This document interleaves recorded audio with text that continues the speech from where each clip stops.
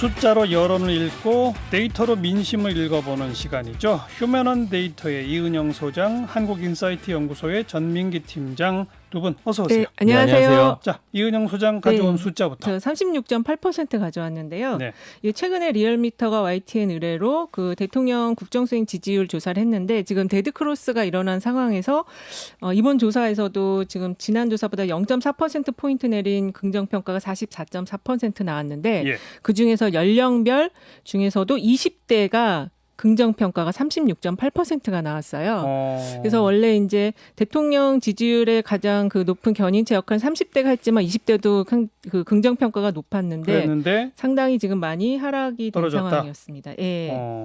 그 연령별로 보면은 지금 그 20대가 긍정평가가 36.8, 30대가 51.6, 40대가 56.6, 그다음에 50대가 47.5, 그다음에 60대 이상이 34% 수준이어서 네. 20대와 60대 이상이 거의 비슷한 긍정평가 그러네요. 수준을 보였습니다. 특히 특히 이제 24일 여론조사기관 한국갤럽에서 조사한 거와 관련해서도 내년 그 재보선과 관련해서 예. 그 정부를 지원하기 위해서 여당 후보가 많이 당선돼야 되냐 아니면은 현 정부를 견제하기 위해서 야당 후보가 당선돼야 되느냐는 조사에서도 그랬었죠. 20대가 견제론이 53%로 60대와 거의 비슷한 수준으로 나타났어요. 그래요. 네.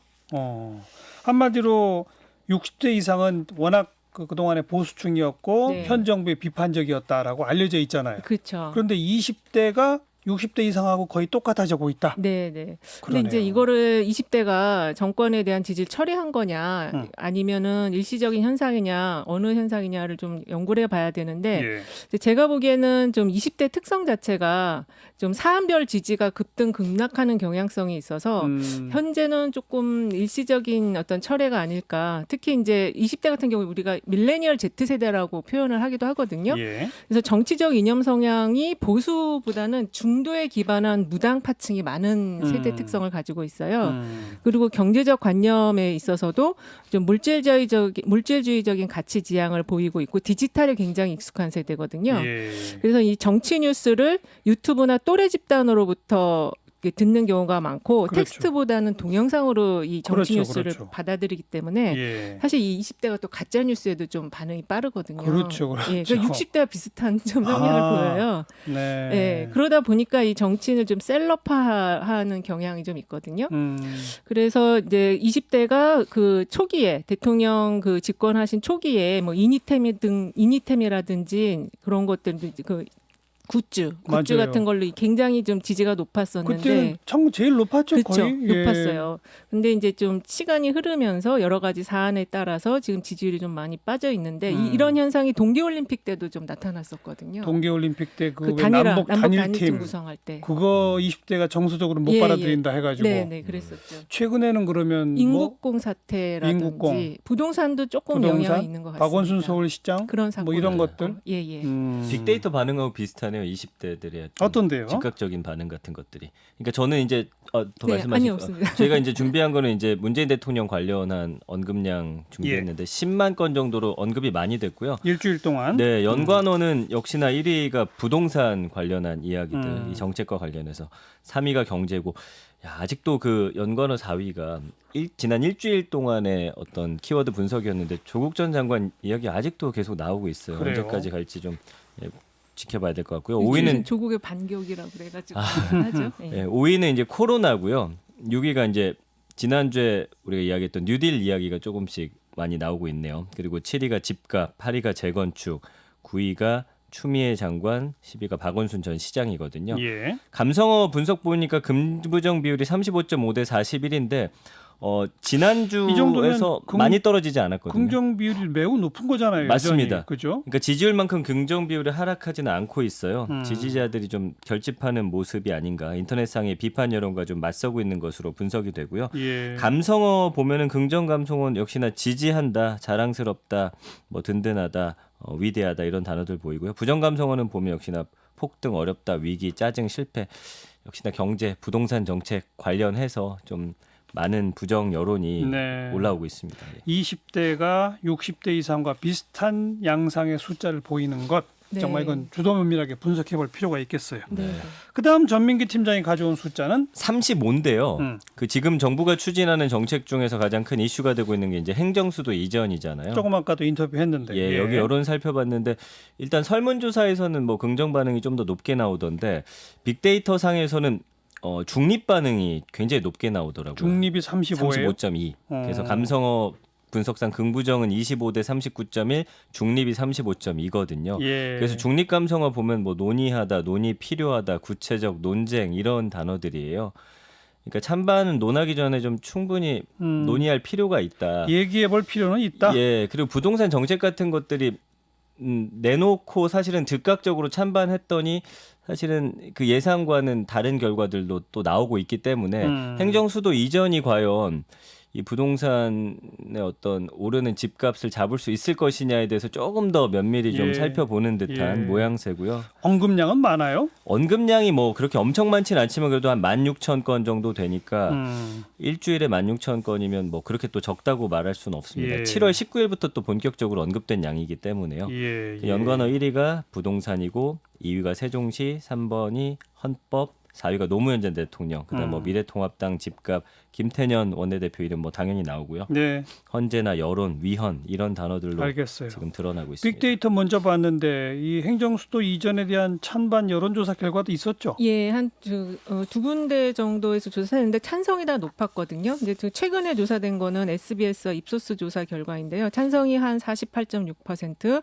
반대가 40.2%로 찬성이 조금 높네요. 조금. 예, 조금 높은 수준이고요. 찬성 이유와 관련해서는 일단 지역균형 발전 때문에 49.7%, 수도권 과밀 해소와 부동산 가격 안정이 41.0%, 그다음에 행정 효율성 저하 극복이 7.6%로 나타나서 네. 균형 발전에 대한 공감 때문에 찬성한다는 의견이 좀 많이 나오는 것으로 나타났습니다. 반대하는 사람들 이유는요? 반대하는 사람들은 수도권 과밀 해소와 부동산 가격 안정에 도움이 안 된다가 35%, 여권이 국면 전환 의도로 추진한다가 31.2%, 과거 위헌 결정을 받았다가 12.2%, 세종의 다른 지역 발전을 기대하기 어렵다가 11.4% 순으로 나타나서요. 예. 그 찬성 이유보다는 반대 이유가 조금 더 다양하게 여러 가지 반대 이유를 대는 것으로 나타났습니다. 근데 재미있는 거는 똑같은 문항, 수도권 과밀 해소와 부동산 가격 안정. 네. 찬성 쪽은 그 효과가 있을 거라고 봤고 예. 반대 쪽은 그 효과가 없을 거라고 예, 봤네요. 예, 예. 그러니까 그렇게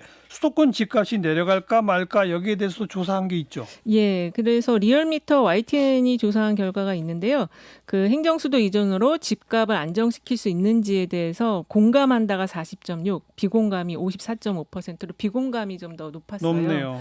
그래서 이게 그 지난번에 리얼미터가 행정수도 이전 조사한 거가 있었는데 그때는 찬성이 한 53% 정도 됐었거든요. 그러니까 예. 이게 논란이 진행이 되면서 찬성이 조금 빠지는 경향으로 나타나고 있는 것 같아요. 예. 결국은 그 집값 안정과 연결시켜서라도 좀 긍정적으로 보던 가야 사람들이 되는데 예. 그 집값 안정 효과는 없을 텐데 그러면서 이러면서 좀 찬성이 돌아서는 좀 빠지고 있는 거죠. 그렇군요. 예. 그렇지만 빅데이터 상에서 보면 중립 의견이 여전히 30%가 넘는다는 게 주목할 만하다. 그렇습니다. 예. 더 토론하고 논의를 더 전개시켜야만 여론의 향방이 결정될 것 같네요. 맞습니다. 다음 이은영 소장 또 꼽아온 숫자 소개해 주세요. 지금 이제 시중에 부동산 문제가 너무 심각한데 그 이유로 유동 자금이 많이 풀렸다는 돈이 얘기를, 많이 풀렸다. 네, 네. 근데 저는 이제 109조를 갖고 왔는데요. 이 109조는 올해 상반기 은행 예금 증가액이에요. 전년도 대비 은행 예금 증가액이 109조인데 그렇죠. 그래서 총 그 수신 은행권의 수신은 1,858조 원을 기록을 했거든요. 그러니까 지금 한국은행에서 또 다른 자료 나온 걸 보면 5월 광의 통화량이 3,053조. 그러니까 지금 시중에 이만큼 3,000조 원이 넘는 돈이 풀리고 있다는데 예. 그 중에서 은행으로 들어간 돈이 한 1,858조 원 정도로 굉장히 많은 돈이 은행으로 지금 또 들어가고 있다는 그런 결과가 그런데 나와서 상반기 중에만 네, 109조가 늘어났다. 예. 이게 이렇게 빠르게 증가한 게 처음이라면서요. 네, 그렇다고 지금 나왔거든요. 특히 네. 이게 지금 현재 예금 이자가 높지 않은데 그러니까요. 은행으로 지금 돈을 많이 넣는 거는 유동성 자금으로 빼기 위한 사전에 이제 좀 잠깐 거치는 그런 형태로 은행이 잠깐 맡겨놓는 게 아닌가 예. 그렇게 좀 생각이 됩니다. 예.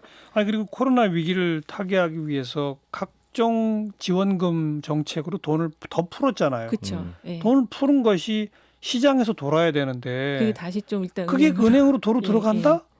이거는 소용없다는 얘기잖아요. 풀어봤자 다시 은행에 오면 뭐하러 합니까? 경제적 효과를 기대할 수 없다는 거 아니에요? 그러니까 지금 이제 한국형 뉴딜이 진행되고 있는데 그쪽으로 돈을 넣기에는 아직 조금 위험 요인이 있으니까 예. 다시 은행으로 좀 들어가는 흐름인 것 같습니다. 결국 제일 좋은 게 사람을 뽑아 쓰는 고용, 그 그쵸. 사람한테 월급을 주는 임금, 예. 그 사람들이 돈을 쓰는 소비 이렇게 해서 시장에 돈이 있어야 되거든요. 네. 근데 그렇게 스며들질 않고 돈 있는 사람 주머니에 다시 돌아가서 그 사람들의 예금으로 간다. 그 예금은 금리도 낮기 때문에 네. 부동산이나 주식 투자 자금으로 기다리고 있는 거다. 그렇죠. 큰일이네요. 그래서 이런 현상이 나타나는 게 일단은 이제 현재 그 미래 불안감이 계속 커지고 있기 때문에 예. 돈을 어디다가 투자하기를 꺼려하는 흐름인 심리인 거거든요. 그렇죠.